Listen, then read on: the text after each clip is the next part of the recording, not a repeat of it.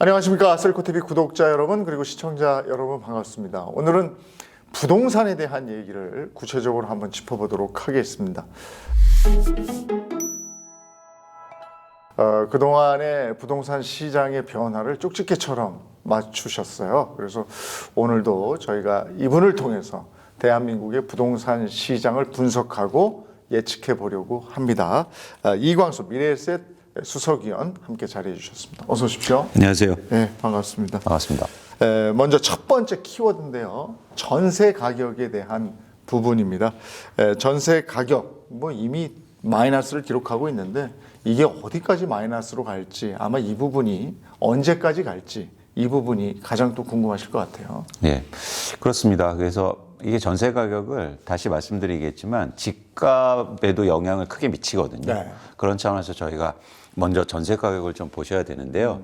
최근에 얼마나 빠지고 있는지 한번 보여드릴게요. 네. 잘 보시면 이 그래프는 평균 가격, 실거래 가격인데요. 월 평균 2% 정도 빠지고 있습니다. 그러면 연간으로 하면 뭐 20% 이상이 빠질 가능성이 있어 보이는 거죠. 그런데 이게 평균 가격이기도 한데 개별 주택으로 가면 좀 더 현실적으로 느껴지실 거예요. 이거는 반포의 한 아파트, 30평의 아파트의 전세 가격인데요. 네. 지난해 말 정도에는 예를 들어서 이 아파트가 22억에 거래됐어요. 22억 원에. 근데 지금은 14억 원, 뭐 10억 원 초반대 거래됩니다. 그렇게 많이 떨어졌어요? 예. 그러니까 무슨 얘기냐면 한 50% 이상이 빠진 거죠. 이야. 근데 반면에 이렇게 많이 떨어져서 방금 말씀하셨는데 사실 그 이전에도 한번 보세요.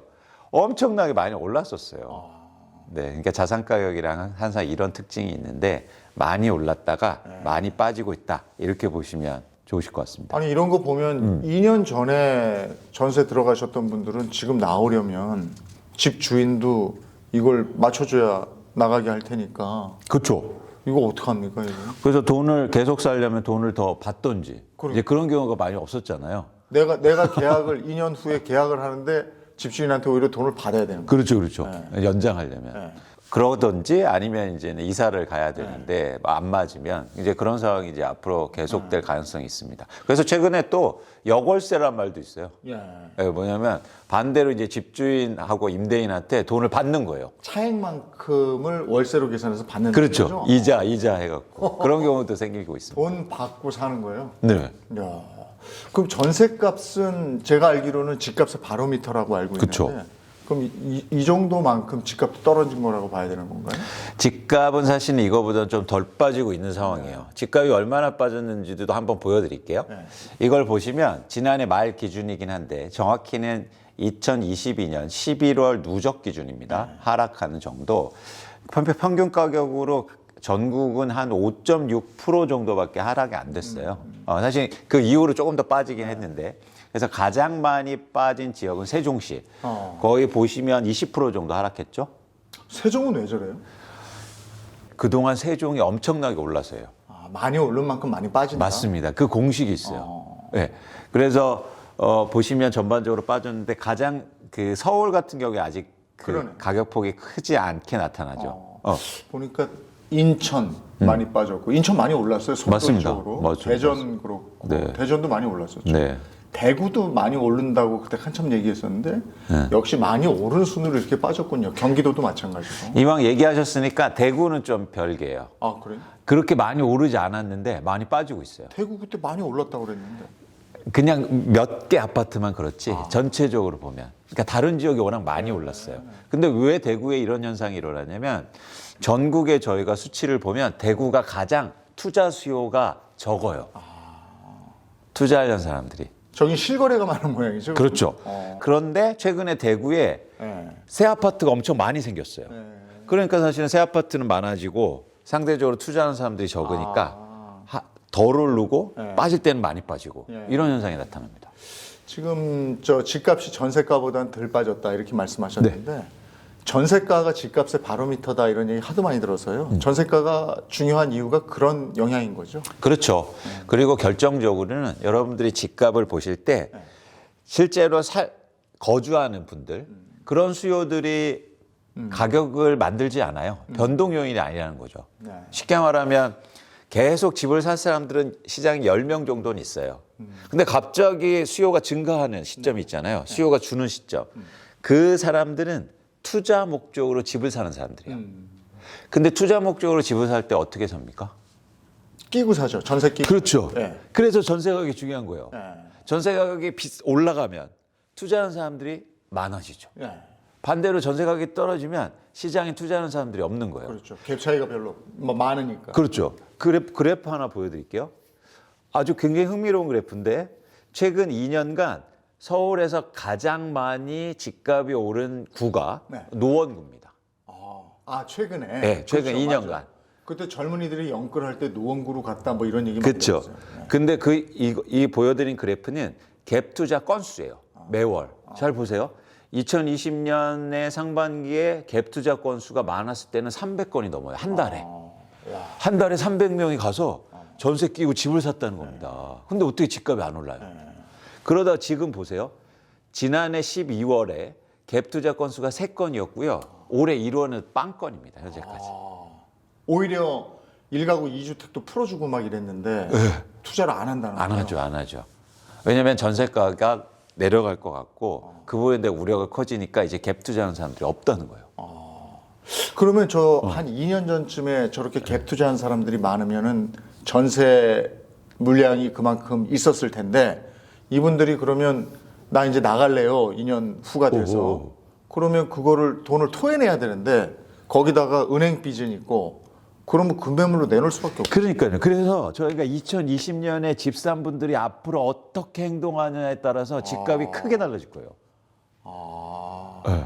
그러면 집값은 지금보다 더 떨어진다고 봐야 되겠네요. 금매물이 시세를 형성하니까. 그렇죠. 그러니까 왜냐하면 이분들은 아직 전세 돌려달라고 말 안 하잖아요. 그렇죠. 아직 만기가 안 하죠. 안 됐잖아요. 네. 근데 만기가 언제 될까요? 올해부터 올해요. 됩니다. 네. 올해부터요. 네. 그래서 사실은 전세가 하락폭이 더 커질 수 있다는 거예요. 그러면 못 버텨서 집을 갖고 있는 사람들이 그거 껴놓고 샀는데? 급금 매물, 뭐 그럴 수 급급 금매물이 나온다. 그럴 이거죠? 수 있죠. 그럴 네. 수 있죠. 근데 요즘에 이제 전세도 이렇게 전세지만 월세가 많아졌잖아요. 네. 그러면 월세가 많아진 사람들이 전세값이 이렇게 떨어지면 다시 전세로 전환하지 않겠습니까? 그럴 수 있죠. 네. 당연히. 전세 수요가 많아져서 월세 가격이 오르면 이제 아예 전세 가격 떨어지니까 전세 수요로 가야지. 그래서 이동할 수 있습니다.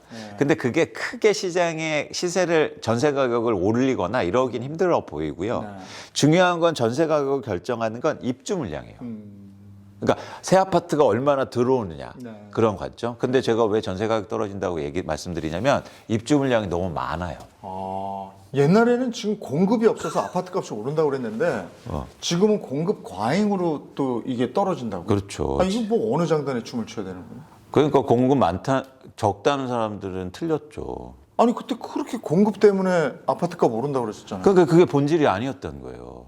그 뭐야? 그때는 그러니까 저희가 계속 얘기 드리지만 결국에 누군가 대출을 받아서 투자 목적으로 많이 사니까. 그러니까 수요가 핵심이었다는 거예요. 그렇게 아까 갭 투자를 한 달에 300건씩, 200건씩 사는데 어떻게 집값이 안 오릅니까? 그때 그거 잡겠다고 막 1가구 2주택 3주택 세금하고 뭐하고 막 별로면 부동산 대책이 다 나왔었는데. 근데 사람들이 이상해요. 사지 말라고 하면 더 사고 싶어. 그래서 규제가 안 통한 거죠. 갭 투자하지 말고 다주택자 하지 말라고 그러는데 오히려 투자 목적으로 사는 사람들이 더 많아졌다는 거죠. 지금은 규제를 풀어주는데 지금 오히려 반대예요. 집값이 떨어지고. 지금은 사세요 하는데 그럼 어떻습니까 마음이? 그러면 더 떨어지니까 그렇죠. 나한테 사라 그러나? 그렇죠. 이런 거죠. 사라고 그러면 더 사기 싫어 사람들은. 그렇다면 언제까지 떨어질 것이냐? 그렇다면 전세값의 바닥은 어디냐? 이걸 또 궁금해하신다. 그렇죠. 그런 측면에서 요 입주 물량 한번 보여드릴게요. 요 보시는 건 뭐냐면 수도권의 입주 물량을 보여드리는 건데 올해 18만 5천 가구가 쉽게 말해서 이사를 합니다. 새 아파트로. 근데 그 올해 수치만 중요한 게 아니고 한번 여러분들이 보세요, 같이. 최근 6, 7년간 엄청나게 많은 물량이 쏟아졌다는 거예요. 그래서 아파트는 지어지면 없어지는 게 아니잖아요. 누적적으로 지금 아파트 양이 많아요. 그렇기 때문에 사실 뭐라고 할까? 입주 물량이 많아서 전세 가격이 떨어지는 속도가 앞으로 가파라질 수 있고 이런 입주 물량 증가 상황은 내년까지도 지속됩니다. 그래서 내년까지 전세 가격이 하락하거나 회복하기는 쉽지 않다라고 보는 거죠. 내년 정도까지는 지금 추세로 그렇습니다. 더 떨어질 수 있다. 그렇죠. 근데 이제 확 떨어지면 이제 거기서는 계속 뭐 바닥을 다지겠지만 올라가긴 쉽지 않다라는 거죠. 올해 하반기 정도에 금리가 어느 정도 바닥을 다지면 네. 다시 집값은 좀 올라가거나 그러지 않겠느냐 이런 생각이 있는. 그래서 이제 주식하고 부동산하고 비교하시면서 그렇게 질문을 많이 하세요. 네. 근데 여러분 주식을 잘 보셔야 될 게 주식이 최근 고점에서 거의 30-40%가 빠졌어요. 네. 네. 그래서 이제 반등이 일어나는 반등이 거거든요. 있는데. 근데 지금 집값은 그렇게 빠진 상황은 아닙니다. 그 정도는 아닙니다. 예. 그러니까 가장 전제가 뭐냐면 최근에 집값이 60% 올랐어요, 평균. 거의 그 얘기는 뭐냐면 여러분들이 보시는 아파트가 2배 이상 가격이 올랐다는 거예요. 근데 지금 빠져도 한 10% 정도 수준이거든요. 10%에서 15%. 그래서 사실 조금 더 하락할 가능성이 있다는 거죠. 그럼 몇 년도 수준 정도로 보시는 거예요? 저는 수준으로 보면 제가 이제 20-30% 추가 하락을 보고 있는데 그렇게 되면 2019년 중하반기 정도 가격으로 돌아갑니다. 네. 2019년이요. 네. 그럼 아직도 지금 빠진 만큼 빠져야 된다는 얘기인데. 그럴 수 있죠. 네. 그 신호는 어떻게 알아요? 그 신호는 충분히 빠지면 거래량이 회복합니다. 누군가 사는 사람이 생겨요. 그 가격이 적당하다고 보는 거다 이거죠? 네. 주식도 똑같거든요. 주식이 충분히 빠지면 거래량이 붙기 시작해요. 그것처럼 부동산도 충분히 빠지면 거래량이 회복하기 시작할 때가 가장 저점입니다. 네. 입주 물량은 그 전 시간에 입주 물량이 증가한다 네, 이렇게 네. 말씀하셨죠. 네, 그래서 네. 그 증가분 때문에 전세값은 계속 떨어질 것이다 그렇습니다. 이런 얘기를 하셨어요. 그렇습니다. 네. 그래서 입주 물량이 여러분들이 이거 잘 보시면 왜 입주 물량이 많다고 해서 전세 가격 떨어지지? 그렇게 또 생각하시는 분도 계시더라고요. 근데 이거는 뭐 좀 상식에 토합니다. 왜냐하면 새 아파트가 많아지면 전세 가격이 떨어질 수 있잖아요. 관건은 뭐냐면 근데 기본적으로 공급이란 특징이 뭐가 있냐면 MC께서 한번 생각해 보세요. 가격이 떨어지면 공급자, 내가 공급자, 물건을 파는 사람들이면 기본적으로 어떻게 합니까? 가격이 떨어지면 좀 더 기다리는 거 아닙니까? 그렇죠. 그래서 떨어질 때까지. 공급을 감소하거나, 공급을 감소시키죠. 네. 그게 기본적으로 제품의 속성이잖아요. 그래서 예를 들어서 이 볼펜이면 볼펜 가격이 떨어지면 내가 파는 입장에서는 볼펜을 그럼 나중에 팔려고 나중에 팔죠. 물건을 걷어들일 수 있잖아요. 근데 전월세 물량은요, 그게 안 된다는 거예요. 예를 들어서 전세 가격이 떨어진다고 해서 아예 난 빈집으로 내놓을래, 놔둘래 이런 사람이 없다는 거예요. 거의. 예. 그러면 이렇게 말씀드린 것처럼 그래프 보시는 것처럼 이게 수도권의 입주 물량인데 이렇게 입주 물량이 증가하면 전세 월세 가격은 무조건 떨어질 수 있다. 회피가 불가능하기 때문에 그렇게 보는 겁니다.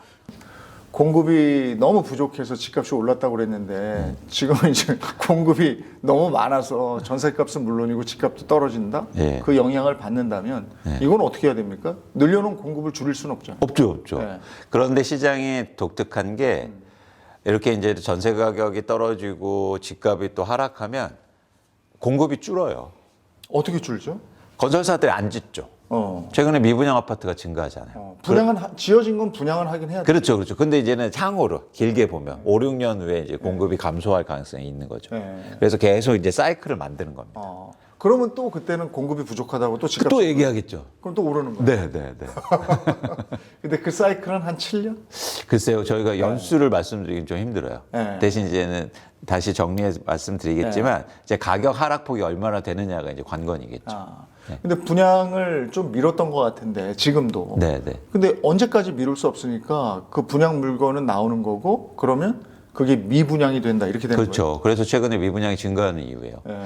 서울에도 지금 미분양이 크게 하락하고 있고 분양률이. 네. 그다음에 전국적으로도 지금 미분양 세대 수가 거의 6만 후반대, 7만 가구 정도까지 증가했습니다. 네. 불과 1년 전만 해도 1만 가구, 2만 가구밖에 안 됐어요. 네. 그러니까 엄청나게 빠른 속도로 불 꺼진 아파트들이 증가하고 있는 거죠.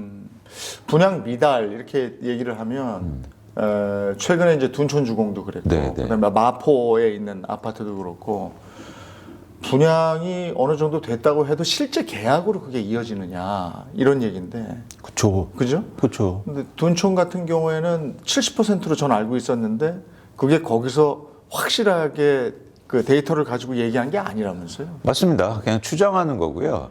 70% 정도는 이제 몇 언론에서는 잘 됐다고 하는데 저도 이제 70%면 잘 됐다고 생각하거든요. 근데 건설사가 발표를 안 하더라고요. 글쎄요. 그 공식 얘기는- 발표는 없었다고. 그 얘기는 뭐냐면 70%보다 안 됐나? 네. 이런 생각도 하게 하죠. 네. 어. 근데 이게 저도 이제 살아보니까 경험치라는 게 있잖아요. 네. 예전에 그 저 반포자인가요? 그 고속터미널 옆에 있는 거 굉장히 비싼 아파트. 네. 근데 그게 딱 이랬거든요. 그러니까 맞습니다. 미분양되고요. 맞습니다. 그때 하도 그 뭐 이렇게 차에 태워가지고 돈 있는 사람들 가서 투어 시켜도 안 샀어요. 네. 근데 그때 산 사람들을 돈 엄청 벌었거든요. 네. 지금도 그렇지 않을까? 아, 그러니까 시간이 문제입니다. 그때는 조건이 뭐냐면 2008년도가 그 아파트를 싸게 팔기 시작했어요. 네. 그러면서 이제는 회복하는 데 시간이 오래 걸렸는데 어쨌든 그런 경우가 나올 수는 있습니다. 네. 제가 반포자에 말씀드려서 그런데 제 개인적인 에피소드 잠깐 말씀드리면 전 GS건설 출신이에요. 네. 그래서 자이를 만드는 아, 회사를 그렇죠. 다녔단 말이에요. 근데 갑자기 미분양이 엄청 많아지잖아요. 그래서 그 분양 소장님이 제 선배셨어요. 네. 그래서 광수야 잠깐 와봐라. 네. 그래서 나 지금 반포자에가 미분양이 너무 낮다. 그래서 좀 나보고 팔아달라는 거예요. 네. 그래서 제가 그분들 좀 모시고 가서 아까 말씀드린 것처럼 제가 투어도 시켜놓고 그런데 그분들 대부분이 뭐라고 하는지 아세요? 제가 좀 싸게 드렸다고 이랬는데 근데 비싸다고 그랬어요? 아니요. 버스터미널 옆이라 먼지 많고 아, 그렇죠. 그건 사실이지. 네. 먼지 많고 시끄럽고 네, 네. 이렇다는 거예요. 맞아요. 그때 막 10%, 15% 이렇게 싸게 그럴 때 주는 거예요. 단점만 보인다고. 그런데 어느 순간요, 계속 그렇게 안 팔리다가 어느 순간 갑자기 10채, 20채, 100채가 확 팔리더라고요. 물론 뭐 일부 펀드에서도 판 것도 있는데 그러면서 시장에서 확 팔리는 네. 그런 상황이 나타나긴 했습니다. 근데 지금 여러분들이 꼭 전제하셔야 될 게 과거의 미분양 아파트는 가격이 충분히 시장에 내려온 상황에서 분양을 했거든요. 그런데도 미분양이 났어요. 그 얘기는 뭐냐면 그 분양 가격이 쌌다는 얘기예요. 네. 근데 지금은 왜 미분양이 나냐면 주변의 가격이 다 오른 상태에서 분양을 높게 하잖아요. 그래서 미분양 난 거예요. 지금 분양 가격이요 비싼 거예요. 비싼 거다. 네. 그래서 그냥 미분양 났다고 사서 돈 버는 건 아니고 핵심은 뭐냐면 가격이 싸냐 비싸냐가 중요한 거죠. 2008년도에는 가격이 쌌기 때문에 돈을 번 거고 지금의 미분양 아파트는 제가 볼 때 가격이 비싸다. 네. 그러면 그것도 저 반포자인가 그것처럼 더 싼 가격에 계약이 체결되지 않은 부분은 네. 시장에 나올 수 있겠네요. 그렇죠. 그래서 예를 들어서 뭐 할인 분양을 하거나 아니면 이러면 이제 기회가 생길 수 있죠. 근데 미분양 자체가 안 팔렸다고 기회다. 그건 아닌 거잖아요. 이 가격이 비싸서 안 팔린 건데 안 팔린 거 자체만 보고 사서는 안 되잖아요. 네. 정권이 바뀐 다음에 지금 집값 너무 꺼질 것 같으니까 연착륙 시켜보겠다고 또 부동산 그 무슨 규제 풀고 이러는데 계속 떨어지고 도대체 시장은 왜 정책과 반대로 가는 거예요? 지금 한국의 부동산 시장은 투자화돼 있어요. 투자화돼 있다. 네, 투자로 부동산을 사고 팝니다. 근데 이렇게 투자화돼 있는 시장에서 쉽게 말해서 정책이 통하려면요. 세 가지 조건이 필요해요. 첫 번째는 예상치 못한 정책이어야 돼요. 아, 누구나 다 생각하고 있는 정책은 안 먹혀. 안 먹힌다. 두 번째, 예상치 못한 시점이어야 돼요. 세 번째는 뭐냐면 과거에 없던 정책이어야 돼요. 근데 지금 나오는 정책은 다 나왔던 거네. 예전에 있던 거예요. 예전에 있던 거 다 알고 있어. 이제 뭐 언론에서 다 알려줘. 예. 대출 규제 풀고 뭐 이런다. 세 번째, 다 아는 시점이에요. 가격 떨어지니까 그렇구나. 안 먹히는 거예요. 문재인 정부 때도 똑같았어요. 가격이 오르죠. 나오는 정책들 뻔해. 시점이 됐어. 과거에 있던 거야. 그러니까 안 먹힌 거예요. 근데 획기적인 정책이라는 게 뭐가 있겠습니까? 가격이 떨어지면 그러면 올린다는 목적이다라면 예를 들어서 이런 거죠. 이제 집을 사면 무이자 대출해 줄게. 아, 뭐 이런 것처럼 아무도 예상하지 못한 그게 가능해? 화끈하게. 이런 정책들. 아니면 이런 거죠. 뭐 집 사면 양도세 언제 파든지 다 제로로 해줄게. 세금 빵, 취득세 빵, 양도세 빵. 사겠다. 이러면 통해요. 돈 있으면 사죠. 이러면 가격 안 빠지고 오릅니다. 돈 있으면 사는 게 아니고 그 정도 해주면 대출해서 사지. 그렇죠. 네. 그렇죠. 근데 사실 그런 정책이 나올 수 없잖아요. 없죠. 그렇기 때문에 정책이 안 먹히는 거예요. 그러니까 어느 정도 예측 가능한 정책은 정책도 아니군요. 그렇죠. 그러니까 주식 시장에서 잘 보세요. 뉴스 같은 것도 여러분들이 한번 보세요. 네. 내가 삼성전자를 갖고 있는데 삼성전자의 뉴스들이 나옵니다. 근데 다 알고 있는 뉴스야. 그건 주가를 못 움직여요. 맞아요. 근데 갑자기 막 이상한 뉴스가 나와.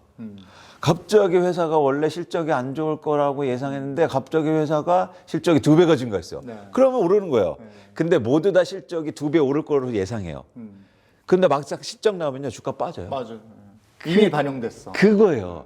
그래서 투자로 움직이는 투자로 움직이는 시장은 여러분들이 뉴스든지 정책이든지 이 세 가지 조건에 합당한가를 보실 필요가 있습니다. 근데 부동산도 주식도 그 얘기 많이 해요. 2007, 8년 네. 글로벌 금융위기죠. 네. 그리고 나서 회복되던 그런 시기, 회복이 아니고 이제 그거 정리하던 시기. 한 2008년 정도 데자뷰 같다 이런 얘기를 많이 하는데 어떻게 보세요? 부동산 시장. 상황은 유사하긴 해요. 네. 그 전에도 집값이 많이 올랐다가 네. 그 다음에 뭐 여러 가지 글로벌 금융위기 오면서 집값이 빠지기 시작했고 그 뒤로 한 6, 7년간 사실은 집값이 회복 못하고 계속 빠졌거든요. 지금 상황하고 유사하긴 합니다. 그런데 조건이 몇 가지 다른 게 있어요. 대표적인 조건은 뭐냐면 그때보다 가격이 더 많이 오른 상태예요. 더 많이 올랐. 예, 예. 그래서 리스크가 더 큰 거죠. 그때 훅 빠졌어요. 그렇죠. 그래서 지금은 이제는 최근에 집값이 너무 가파르게 상승했기 때문에 이런 부분에서 과거하고 더 많이 올랐기 때문에 그게 이제 다른 점이고 두 번째는 뭐냐면 그때보다 더 시장이 투자화돼 있어요. 집값이 빠지는데 대부분 투자 목적으로 사는 집들이 막 빠집니다. 그러니까 변동성을 더 키울 수 있다는 거죠. 그래서 지금은 그때보다도 훨씬 시장이 투자화돼 있다. 그래서 더 많이 변동될 수 있다고 보는 거죠. 근데 이제 그동안의 학습 효과라는 게 있어서 예전에 2008년 이런 때는요, 사람들이 이렇게 사이클이나 이런 거 잘 몰랐어요. 그리고 부동산 시장이나 뭐 주식 시장이나 이런 데에 대해서 정말 잘 몰랐어요. 그리고 지금 뭐 경기가 안 좋고 이래도 그동안 돈이 너무 많이 풀렸었기 때문에 네. 쟁여놓은 돈들이 있다고요. 네, 네. 네, 좀 있는 분들은 엄청 쟁여놨고 네, 네. 기업들도 사실 지금 돈 없다고 엄살이지만 쌓아놓은 돈이 많다는 건 알고 있는 그쵸, 거고. 그쵸. 그러면 그때하고 좀 다른 상황 아닙니까? 그래서 그런 돈들이 있으니까 야 좀 견디자. 어? 그래서 조금 있으면 또 이 사이클이니까 올라갈 텐데 지금 내가 움직일 필요 없는 거 아니냐. 이런 생각들을 많이 하더라고요. 근데 그런 분들이 시장을 움직이지 않는다는 거죠. 그러니까 물론 급한 마음, 급한 사람들이 시장을 만드는 거고 아까 말씀드린 것처럼 뭐 급매물이 될 수도 있고 그런 시장이 움직이는 거죠. 근데 흥미롭게도 자산 가격이라는 게 예를 들어서 20억짜리 아파트가 누가 15억에 팝니다. 네. 급해서. 그러면 그 아파트는요 15억부터 출발하는 거예요. 이게 앵커링 효과라고 그러는 건데 거기에 닷을 딱 내리게 돼요.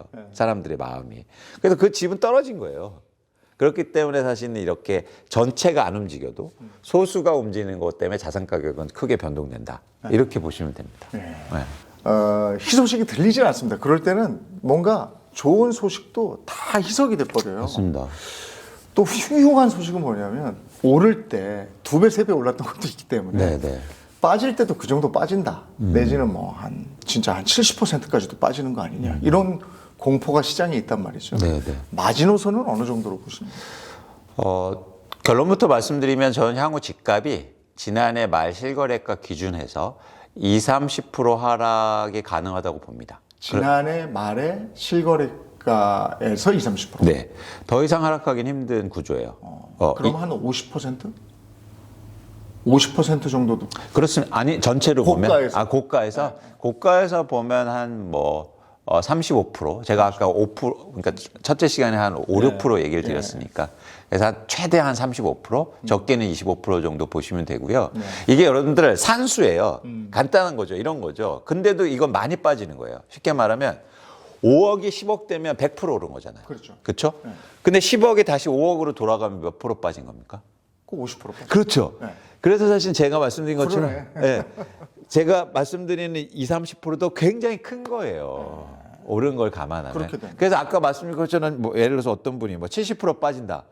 그거는 언제로 집값이 돌아가냐면 2000년대 초반으로 돌아갑니다. 초반. 예, 그거는 불가능하잖아요. 네. 그거는 불가능하고 네. 제가 볼 때 한 20-30% 추가 하락이 예상되는 수준이고요. 네. 그렇게 되면 이건 근거는 뭐냐? 네. 이렇게 이제 물어보신다면 20-30% 빠지면 누군가 살 사람이 시장에 있다는 거죠. 네. 예. 그럼 누군가 또 사게 되고 그렇게 되면 집값이 바닥을 찍는 겁니다. 그러면 이제 그 전에 예로 보면 바닥을 다진 다음에 그 바닥 시세로 쭉 그렇죠. 지루하게 가다가 그렇죠. 어떤 뭔가 아마 팍 기폭제가 있으면 그렇죠. 그때 오르죠. 그렇죠. 제가 전 시간에 말씀드린 것처럼 기폭제는 예상치 못한 네. 과거에 없던 네. 예상치 못한 시점 네. 이런 것들이 딱 나와주면 또 집값이 확 오르기 시작합니다. 그때 되면 우리가 들을 얘기는 공급이 없다. 그렇죠. 부족하다. 부족하다. 집이 부족하다. 뭐 피가 부족한 것도 아니고 집이 부족하다. 이런 얘기 이제 들리겠죠. 근데 어떻게 보세요? 집값이 이렇게 급격하게 하락으로 돌아선 가장 큰 원인은 뭡니까? 다들 이제 금리가 올라서 그렇다 이런 얘기를 하는데. 그렇지 않아요. 가장 본질적인 이유는 집값이 많이 올랐기 때문이에요. 자산 가격이 계속 오르는 건 없습니다. 꾸준하게 상승을 할 수 있는데 최근 2, 3년간 특히 한국에 서울을 중심으로 해서 한국의 집값이 폭등했어요. 그러다 보니까 하락도 굉장히 가파른 거죠. 예를 들어서 집값이 안 올랐는데 금리가 오른다고 해서 집값이 빠지지는 않습니다. 집값이 올랐기 때문에 금리의 영향이 큰 거예요. 그래서 여러분들이 이 자산 가격이 많이 올랐다는 거를 꼭 아실 필요가 있죠. 급매를 떠나서 급급매라는 게 부동산에 붙어 있는 게 있더라고요. 네. 그런 건 그래도 내가 대출할 거 아니고 돈이 좀 있는 분들이라면 규제도 좀 풀리고 했으니까 한번 덤벼볼 만하지 않을까요? 그렇죠. 근데 급급매의 가격이 어느 정도 수준이냐. 아까 제가 말씀드린 것처럼 평균적으로 그 정도 떨어진 거냐. 아니, 예를 들어서 뭐 10% 하락 떨어뜨려 놓고 급매라고 하면 그거는 못 믿는 거잖아요. 그래서 가격을 잘 보셨으면 좋겠다. 네. 근데 제가 흥미로운 그래프 하나 보여드릴게요. 이게 한국의 집값을 그래서 이제 보시는 건데 이 보시는 그래프는요, 막대 그래프가 매물의 양이에요. 잘 보시면 서울의 매물의 양인데 2021년 10월에 매물량이 43,470호 정도 됐잖아요. 그런데 뭐 금리 올린다고 하고 시장의 변동성이 커진다고 하니까 이게 갑자기 매물이 30-40% 증가합니다. 그렇죠? 이걸 여러분들이 꼭 아셔야 돼요. 내가 거주 목적으로 집을 살고 있으면 집값이 떨어지거나 오르거나 어떻게 매물이 이렇게 갑자기 증가합니까? 그렇죠. 네, 투자 목적으로 사는 사람들이 많기 때문에 갑자기 시장이 위축되면 매물이 증가하는 거예요. 근데 잘 보세요. 매물이 증가하니까 까만 그래프가 가격인데 가격이 마이너스로 돌아서죠. 그죠? 그런데 흥미로운 현상이 나타납니다. 정부가 막 정책을 나와요. 그래서 이제 기대를 하게 되죠. 그러면 매물을 걷어들이잖아요. 그래서 걷어들이고 있어요. 근데 지금 까만 그래프는 가격이거든요. 계속 떨어져. 계속 떨어져. 매물을 줄여도 안 통해. 그러면 이제는 예전에는 매물을 확 줄이면 살 사람들이 와서 얼마에 파실래요? 이렇게 달려들어야 되는데 지금은 통하지 않는다는 거예요. 그러면 다시 매물이 증가할 가능성이 있습니다. 그러면서 시장의 가격 하락폭을 키우는 거죠. 근데 지금 이제 그 오른 폭이 가파랐기 때문에 지금 너무 비싸지니까 당연히 시장 논리에 의해서 집값이 빠진다. 근데 지역별로 더 빠지는 데가 있고 덜 빠지는 데가 있잖아요. 네. 그거면 지역별로 더 오른 곳은 더 빠지는 거고 덜 오른 곳은 덜 빠지는 거고 이렇게 되는 거예요. 정확하십니다. 그래요. 많이 오른 것은 많이 빠지고요. 네. 덜 오른 것은 덜 빠져요. 그래서 송파의 헬리오시티 같은 데는 더 빠진 거였어요. 그렇죠. 그렇죠. 약간의 차이는 발생하지만 대부분 그런 흐름을 보입니다. 지금 그래도 그 매매가 좀 이루어지고 있는 곳은 역시 서울입니까? 전국적으로 보면 그렇죠. 그래서 서울이 또 가파르게 최근 들어서 아주 최근 들어서 가파르게 빠진 지역이 있으니까 다시 누군가 살 사람이 이제 생기는 거죠. 그런 차원에서는 서울이 특이한 게 있어요. 뭐냐면 자가 점유율이 낮아요. 가장. 그 얘기는 뭐냐면 누군가 투자 목적으로 사는 사람들이 있기 때문에 사실은 이렇게 거래가 가장 활발할 가능성이 있습니다. 역시 패턴상 그건 있는 거죠. 그러니까 집값이 제일 먼저 빠지는 곳은 그 뭐 소위 얘기하는 이 강남권 외곽 지역부터 그러니까 서울로 치면 서울의 외곽부터 빠져서 강남까지 밀고 들어온다. 그다음에 집값이 오를 때는 강남부터 올라서 저변으로 확대된다. 이런 구조는 어떻게 보세요? 전반적으로 과거에는 그런 그림을 보였는데 그게 또 이유가 있어요. 이게 똑같아요. 왜냐하면 강남 외가 많이 빠지는 이유가 강남 외가 많이 올랐기 때문이에요. 그러니까 여러분들이 보실 때 금액으로 보시면 안 돼요. 퍼센트로 봐야 돼요. 그렇죠. 그렇죠. 그게 사실은 이게 숫자를 보는 방법이거든요. 강남에 막 5억 올랐대. 그러면 커 보이죠. 네. 근데 20억짜리가 5억 오르면 퍼센트로 따지면. 근데 예를 들어 노원구가 뭐 3억 오른다. 그러면 그게 퍼센트가 훨씬 큰 거잖아요. 10억짜리가 3억 오르면 30%인데 뭐 금액대가 크면 사실은 상승률이 낮아지니까 그런 차원에서는 지금 상승률로 보면 상승률이 컸던 지역이 먼저 빠지고 그다음에 상승률이 낮았던 지역에서 나중에 빠지고 나중에도 그렇습니다. 상승률이 그럼 하락폭이 컸던 데가 훨씬 더 많이 상승하게 되겠죠. 근데 이제 그 아까도 저희가 첫 시간에 얘기를 했습니다마는 바닥의 신호는 거래량을 보면 안다 이러셨잖아요. 네. 그러면은 그 요게 적정가다 생각하면 거래가 달려들고 네. 그렇다면은 요 가격대에서는 충분히 이제 매매가 이루어지고 그렇죠. 바닥 따지기가 시작된다. 그렇죠. 그리고 그 기간은 좀 걸린다. 그렇죠. 그렇죠. 그렇게 정리하시면 좋고 과거에도 그랬습니다. 똑같이 그러니까 쉽게 말해서 똑같이 집이 빠지고 있어요. 네. 근데 거래량이 회복하지 못해요. 네. 그 얘기는 뭐냐면 충분히 안 빠졌다는 얘기예요. 근데 똑같이 가격을 빠지는데 어느 순간 누군가 사는 사람이 생겨서 거래량이 회복합니다. 그럼 그 가격이 충분히 빠졌다는 증거예요. 그래서 여러분들이 가격 하락도 중요하지만 거래량을 얼마나 거래되지? 이런 것도 더 관심 있게 보셔야 되는 거예요. 또 하나 이제 네. 금리가 상승기에서 그 지금 보면은 그 예금 금리도 예전에 5%짜리 6%짜리 보이다가 지금 한 3%짜리밖에 안 보여요. 그리고 대출 금리도 예전에 뭐 하늘 높은 줄 모르고 치솟다가 지금 어느 정도 정리가 되는 분위기예요. 네. 근데 다들 대출을 끼고 샀기 때문에 금리 부담 때문에 너무 이제 그때 그 대출을 막 영끌까지 해가지고 산 사람들이 급매물을 내놓는데 이 사람들이 금리가 좀 낮아지면 견딜 수 있을 거 아니에요. 네, 네, 네. 그러면 물건 안 내놓으면 네. 시장은 요 정도에서 그냥 스테이 되는 거 아닙니까? 매달 내는 이자가 따져보시면 뭐 100만 원 이내일 거예요. 그것 때문에 큰 집을 판다? 아닙니다. 그런 분들 많이 안 하세요. 그러니까 금리 때문에 보다도 집을 갖고 있는 사람들이 어떨 때 집을 내놓냐면 집값이 더 떨어질까 봐. 그게 본질이거든요. 그런 상황 속에서는 금리가 내려도 집값이 계속 하락세를 보이면 결국엔 집을 내놓을 수밖에 없는 상황이라는 거예요. 그러니까 금리가 결정적으로 매물의 변화를 일으키진 않는다. 집값에 대한 전망, 그리고 지금 시장의 흐름, 이런 것들이 훨씬 더 중요하다는 거죠. 금리보다도 이제 시장의 흐름이 이쪽 하락으로 돌아섰기 때문에 그렇죠. 어느 정도까지 안 내놓을 수가 간다. 없다. 안 내놓을 수가 없다. 그래서 그래도 이제 어느 정도 정리가 돼서 내가 부동산 시장에 좀 뛰어들어야 되겠다. 그래서 급급 매물 말고 급급 급매물 정도는 내가 사야 되겠다 하는 분들은 어떻게 해야 됩니까? 부동산 거기 동네 부동산 업자하고 친해져야 됩니까? 어떻게? 이제 그런 시기가 오면요. 그러면 매수자 우위 시장이어서 여러분들이 너무 애쓰시지 않아도 돼요. 살 사람이 많이 없어요. 예를 들면 2008년도 그리고 2012년도 13년도에 강남의 집값이 크게 빠지는데 그때 이제 강남에 가서 제가 부동산에 가서 과거에 어땠냐면 살 사람이 없었어요. 파는 사람들 리스트는 쭉 있는데 살 사람 없는 거예요. 그래서 사실은 살 사람들이 가격을 오히려 흥정하고 이랬거든요. 사실 그런 시기가 올 수 있어서 여러분들이 너무 급하게 뭐 난 급매 잡아야지 안 하셔도 된다. 자연스러운 그런 또 시장 상황이 올 수 있다는 거죠. 꼭 집을 좀 이번 기회에 이렇게 떨어질 기회를 내가 기다리고 있었다. 이제 바닥에서 내가 사겠다라고 다짐하고 있는 분들이 있을 거예요.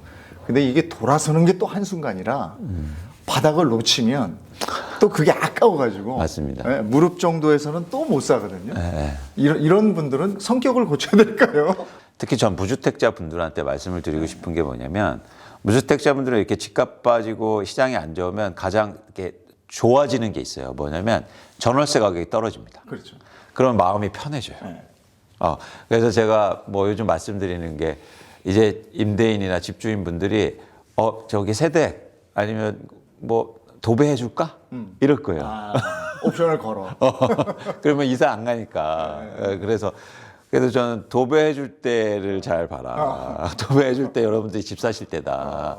편하게 그렇게 생각하지 마시고, 아예 전세가 떨어진데 여기 전세 좀 오래 살아보지. 이런 생각 하지 마시고, 그러니까 집값이 떨어지고 이러면 내 수준에 맞춰서 이제 살 수 있는 그런 시기가 온다는 거죠. 그래서 여러분들이 좀 더 구체적이었으면 좋겠어요.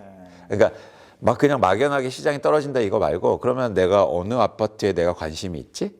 그 정도 한 10개 정도 한번 찍어보는 거죠. 그러면 이제 내 재산이나 대출 규모 이런 것들을 잘 고려해서, 아, 이 아파트, 내가 살고 싶은 아파트가 가격이 얼마나 떨어지면 살까? 이런 것들 한번 재보는 거죠. 그래서 그 가격대가 오면 사는 거예요. 그러니까 딱 그 얘기 들려야 되더라고요. 그러니까 야, 앞으로 집 가지고 무슨 돈 벌 생각하지 말고 너 살기 좋은데 그냥 해서 살아. 이 얘기 나오면 바닥이다. 야, 요즘 인구 줄어 안 줄어? 줄죠. 그런 얘기 나오는 순간 누가 거기 살아? 집값은 30년, 40년 동안 계속 빠지는 거야. 이런 얘기 나오는 순간. 맞아. 술자리에서 이제 집을 산 사람들이 바보네. 이런 얘기 나오는 순간. 야, 전세로 너 저 살기 좋은데 그냥 옮겨 다니면서 살아. 얼마나 좋아. 뭐 집 붙들고 있어. 이 얘기가 나왔었어요. 2015년? 그렇죠. 그럼 그때 되면 집주인이 저는 전세 가격도 안 올리고 오래 살라고 그래요. 맞아요. 그리고 집주인이 이렇게 얘기해요. 아유, 세대, 그냥 이 집 사볼래? 이렇게 되게 싸게 해줄게. 그러면 그런 얘기 나오기 전까지 돈을 악착같이 좀 더 모으고 그럼요. 내 통장을 쌓아가고 있을까요? 그럼요. 그리고 이제는 뭐 이렇게 셀코 TV 보시면서 이제 준비하시고 공부하시고. 네. 투자 목적으로 지금 사면 안 되는 거고. 그렇죠. 근데 그냥 또 그 말씀도 드리고 싶어요. 내 집을 사든 아니면 투자 목적으로 사든 제가 계속 강조하지, 시장은 투자로 움직이잖아요. 그래서 내 집을 사든 투자로 한번 바라보세요. 내 집을 사더라도. 이런 말이 전 가장 싫었어요. 내가 그냥 살 집인데 언제나 사면 어때요? 아니, 당신이나 언제나 사라고. 전문가들이 그런 얘기 많이 했잖아요. 아니, 어차피 거주하실 건데 왜 이렇게 때를 고민해요? 그냥 지금 사면 되지. 아니, 당신이나 그렇게 하라고요. 우리는 내 집을 사도 싸게 살 거고 그 집에서 오래 살 겁니다. 그래서 그런 차원에서 여러분들이, 아, 내 집을 사도 나는 이걸 투자로 생각해서 사야지. 그렇게 마인드를 바꿔보시는 게 굉장히 중요해요. 투자로 세상을 보시고 부동산도 보시고 주식도 보셔라. 항상 이제 투자로 안 보면 오르면 계속 오를 것 같고 그리고 빠지면 계속 빠질 것 같거든요. 투자로 본다는 건 변화를 받아들인다는 거예요. 세상은 변할 수 있어. 이게 투자로 보는 겁니다. 네. 알겠습니다. 우리가 저 세 번에 나눠서 이광수 미래에셋 수석위원 모시고 2023년 그리고 그 이후에 부동산 분석을 쭉 한번 해봤습니다. 특별히 오늘 우리 셀코 TV를 위해서 이렇게 도표까지 잘 만들어서 와주셔서요. 우리가 한눈에 보는데 더 적합했습니다. 빈틈없는 자료와 명쾌한 해석으로 부동산 시장을 분석해 주셨어요. 고맙습니다. 고맙습니다. 고맙습니다.